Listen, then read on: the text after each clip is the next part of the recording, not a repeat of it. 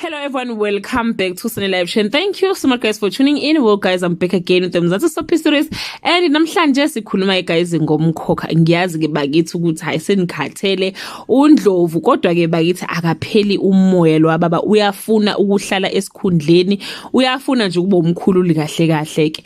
Emva ukuthi ke uzamcole beke ukhulekani esikhundleni sokuthi ke abe yibamba. uNdlovu ke ubeke kwacaca ukuthi yena akathokozile neze.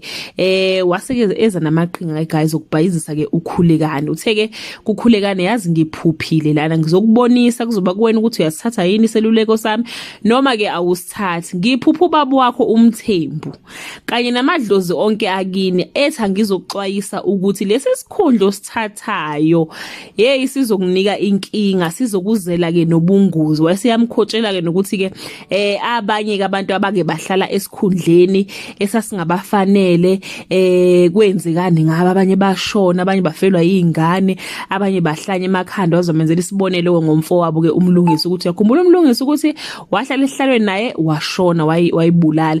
So ke uNdlovu guys qhubekile wathi ke hayi into ezokusiza ukuthi uphuthume uye kuZamcolo uyomtshela ukuthi wena njengokhulekani cha ngeke uzukwazi ukuhlala kulesi sikhundla. Wesebuza ukhulekani ukuthi hayi bese kwenzekalani ngoba phela uZamcolo uyahamba. Wathi cha kuzohlalwa phansi ukhethe enye yezingwevu ke ekade yabakhona ebandleni eyazi imithetho yamaJudiya izobambela ke umkhululi. Kodwa kuNdlovu ekusho lokhu ke enethemba lokuthi kuyoba uye ke lona ke oyokhethwa ke guys.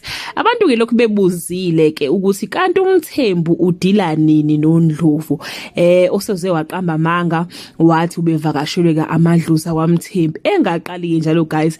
Wakwasenza noma Mzobe lo muntu ukuhlumeza umuzi kaMthembu bebekane ezikhundleni besusana. Nalapho futhi uMvelase wathula wangamenza lutho. Kanti ke ukhuluma nini ke abantu ke bayabuza la ngaphandle ukuthi hayibu wayesethula kangaka bakithi uMthembu.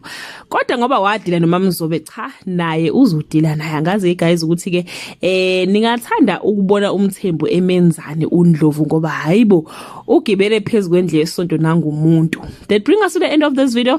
Do leave your comment below and share your opinion. Bye.